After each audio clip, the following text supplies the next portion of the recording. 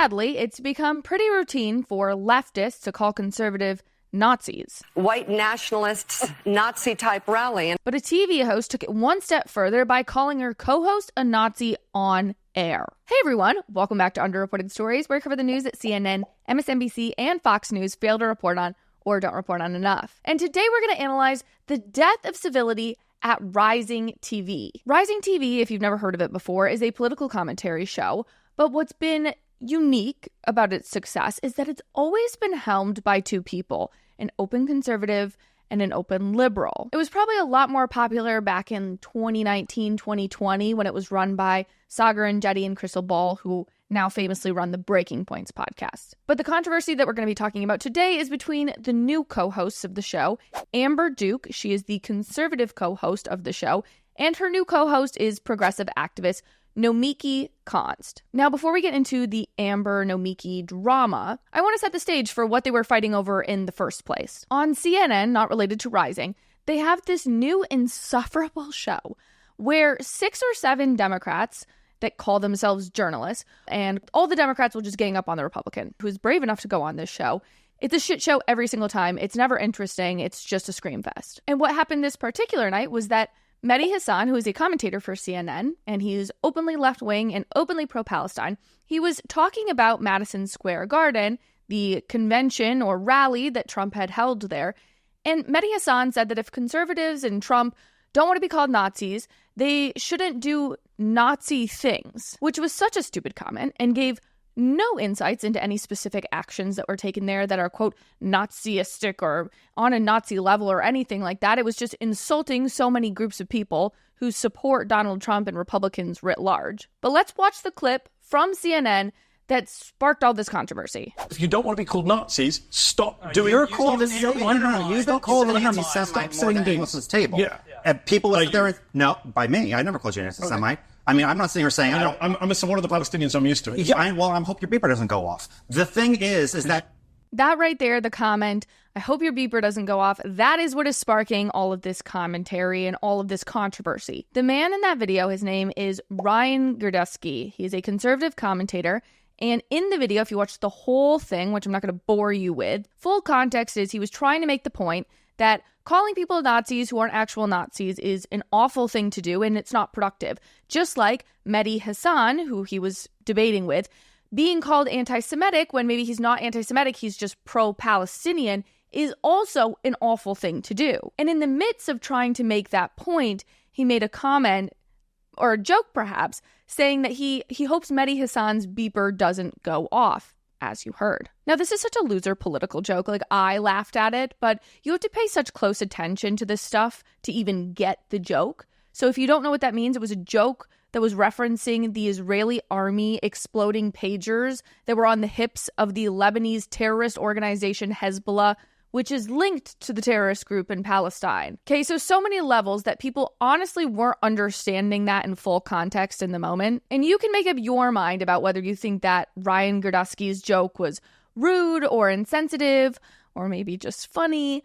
Do let me know your thoughts in the comment. But either way, that comment got Ryan Girdusky kicked off CNN for life, and the network did this whole groveling performance about how they don't tolerate hate. Meanwhile, the whole fight started because Mehdi Hasan called all Trump supporters Nazis. Like, sure, that's not hate, CNN. Okay, so fast forward, you got all of that background. This CNN ordeal happens, and Rising, the other news program that has a conservative and a liberal, decides to cover this debacle. And this is where the drama honestly really unfolds. Let's watch Amber and Nomiki, the co-hosts of this show, discuss this viral CNN clip. This guy, I mean, he clearly is problematic. I mean, he worked for Richard Spencer. He's written... He never worked for Richard Spencer. That's a lie. Richard Spencer confirmed it. No, he did not. Richard Spencer said over a decade ago via tweet. Ryan Girdusky, when he was 19 years old, was looking for a place to put a blog post. Richard Spencer, who he had no idea who he was at the time, it was well before he was a open white supremacist. Why did Richard Spencer write? I confirm. He didn't confirm that he worked for him. He confirmed that he published a piece that he wrote. That was it. So publishing a piece does not... Okay. Well, yeah, publishing a piece does not immediately constitute working for somebody. I can go publish a piece with the Federalist tomorrow, but I'm not working for the Federalist, publishing one singular piece. And back in the day, you didn't always get paid for some of these contributor positions, especially when you're young and you're 19 and you're just trying to get your start. That is just so interesting. But I also find it funny that Nomiki finds it problematic that Richard Spencer likes Ryan Gerdusky, however you say his last name, because if you didn't know this, Richard Spencer just endorsed Kamala Harris. So if that's a disqualifying position, which I'm in agreement in that being linked to Richard Spencer is somewhat disqualifying, then you're going to have to take umbrage with Kamala Harris here as well. So I wasn't paid for it. He never worked for him. We don't know for sure. You're making an assumption. I do know for sure. I asked Ryan myself. He's a friend of mine. Well, then we should have him on. We should ask him. We should. I actually suggested we get him on today. Regardless, I mean, I find it interesting that you're debating. I mean, he still wrote for Richard Spencer. It was published on Richard Spencer's site. This is the other funny thing about this conversation I'm noticing is that Nomiki has her argument laid out, and unless the person that she's debating buys into her argument, it doesn't make sense. When you're debating somebody, you have to come to some sort of mutual agreement about the facts in order to debate one another. Otherwise, you're just talking across from each other. You're not actually debating. You're not coming to any sort of conclusions. And that's exactly what Nomiki is doing. It's actually kind of pathetic. I mean, I feel like I know you can look at Harry Sisson or Dean or any of those dummy guys on TikTok that are rising in popularity, but at least they can have a debate. They're not talking past each other. They can talk with somebody. And this is just hard to watch. It's a little pathetic. I feel like I said, young kids can do this. Nomiki, you're clearly an adult woman, clearly. You know, this was in like 2010. Nomi. Richard Spencer. Did you know that Richard Spencer was in 2010? Richard Spencer's been around for a lot. I'm old. I'm 40, okay? So I do know Richard Spencer. I told you. Okay, well, she said it, not me. He's been around. We've been talking about him for over 10 years at this point. But this is a guy, we're getting caught up on these details and minutia, and I understand that's a great way to defend this. But the problem is this man has an agenda. He's specifically gone after Black and brown communities, LGBTQ groups. The 1776 Project has been called out by the Southern Poverty Law Center. They're very accurate. Yeah, I'm going to have to stop that right there. This is the problem when you have people that can't come to like some mutual agreement on neutral sources as well. It's another problem in debate. Maybe this is just a problem that rising TV is having right now. You can't come on there and debate somebody. And I remember doing this in college and making this mistake, and I'll never make this mistake again. You can't debate somebody with facts that come from a very partisan news outlet or partisan source. You have to go and you have to get the original data points. That is how you actually come to an agreement on somebody. Saying that the 1776 Project, which is an organization that is obviously conservative, they are evil white supremacists because this radical progressive far left group said so, that's not proof. That's just left-wingers calling right-wingers evil. And then you try to use that as a debate point and attack. That's not how this works. You have to come to data points. Your opinion or someone else spewing your opinion from the helm of a nonprofit, that's not a way to argue with people. Well, they're. I would say they're pretty nonpartisan. No, they're not. No, they're not. Well, and they actually inspired a potential bombing attack on a Christian nonprofit. Okay, well, they look at good for Amber. She's like, here with the facts just to like refute them. It's actually more funny to watch Nomiki just like keep pouncing, and Amber's just so unfazed. I think that's what's so comedic about watching all of this. Labeled it a suit and tie version of white supremacists of old, a kind of professional racist in khakis. This is the 1776 group with, and then of course, Gerdusky, who is far right. And that is why he was pushed off the panel, because of the comments that he said, and, completely being tone deaf against Mehdi Hassan. Okay, so I want to stop there for a second.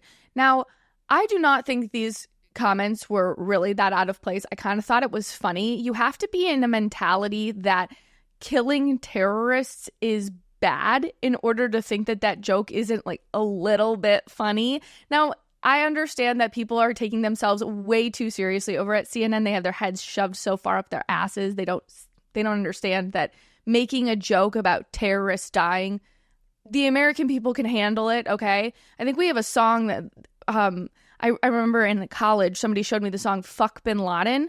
Like, come on. We're all in college having a hoot and a holler about killing terrorists. I think people can live with one tiny off-brand beeper joke on CNN. They're gonna be okay. I know, it's hard to believe, but they're gonna be okay. So I just don't understand why Nomiki thinks that this is, so off the cuff. It's only out of bounds on CNN because the people at CNN are a bunch of weenies who really can't take a joke at all. I don't think the joke was that awful or that out of bounds.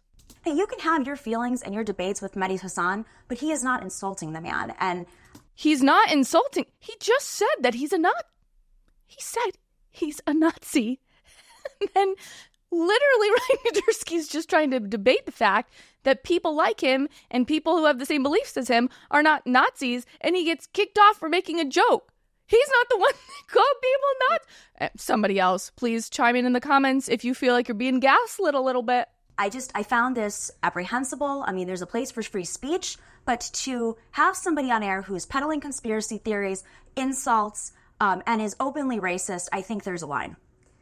The 1776 pack is aimed at getting good history teaching in schools and preventing children from being indoctrinated with radical gender ideology. It's not anti-Black, it's not anti-Hispanic. The Southern Poverty Law Center is far from a nonpartisan source. And if we're going to talk about people who are supposedly problematic, let's dive a little bit into Mehdi Hasan's history. He had to apologize for saying that non-Muslims are cattle.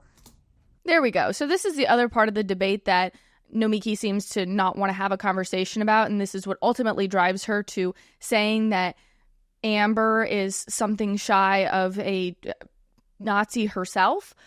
The real problem here is that you have two people with maybe not perfect histories going at each other about two completely different viewpoints. You have that on the Rising panel, you have that on the CNN panel. But for whatever reason, the conservative has to live up to his mistakes. He has to be called out for his mistakes. But the person on the left, the CNN commentator, Mehdi Hasan, he doesn't have to. And when Amber calls this out, you'll watch Nomiki has an absolute freaking meltdown. For comparing gay people to pedophiles. He is funded by Qatar, which is a no-factor affair. He's funded by Qatar. He's funded by Zateo, which is an independent media publication based off of crowdsourcing.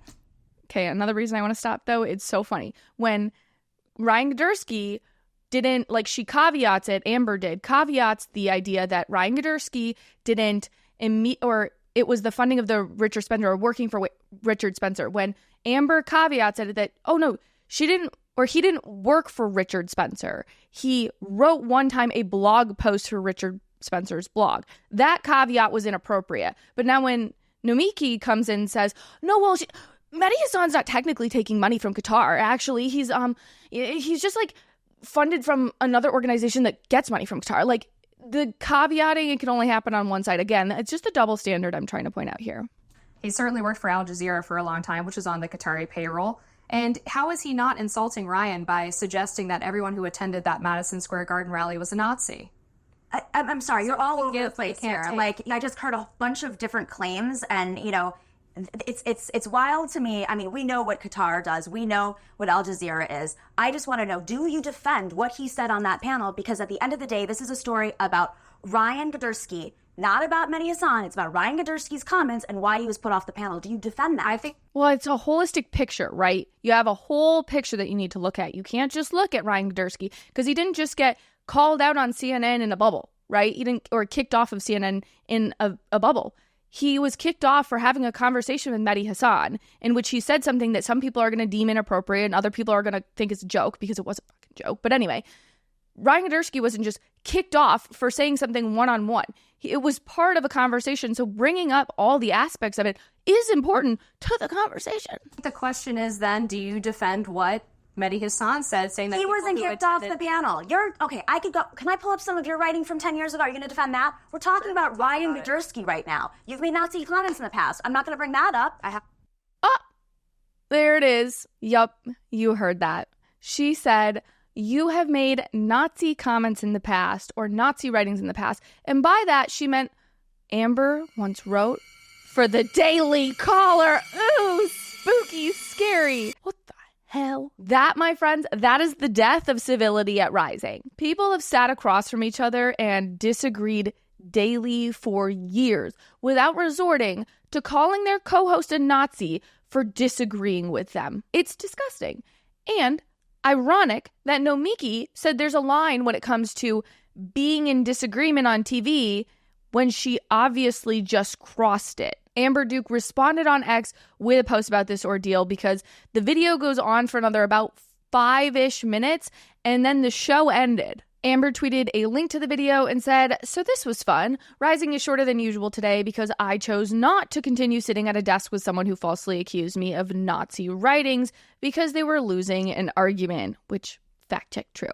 "I think I've been unfathomably patient with my co-host, but everyone has a line." Now, there is part of me that wishes that Amber had stuck around. Listen, I understand and I respect her choice, but in an ideal scenario, she would have stuck it out to showcase that no matter what words Nomiki threw her way, she can't be moved. She's not bothered by an argument of a low IQ person. Oh my gosh, I sound like Donald Trump. No IQ, low. He's a low IQ individual, our president. But I say that to Amber with grace and understanding. Like, I don't know if I could sit across from such a truly outlandish and rude individual and continue talking politely with her. Like, the patience she exemplified, Amber, was uncanny. Couldn't be me. But let me know your thoughts on this whole ordeal and how you thought Amber and Nomiki handled it in the comments. If you're a real one and you made it to the end of today's show, will you drop the tombstone emoji? Because rest in peace to Nomiki and Civility. Thanks, friends.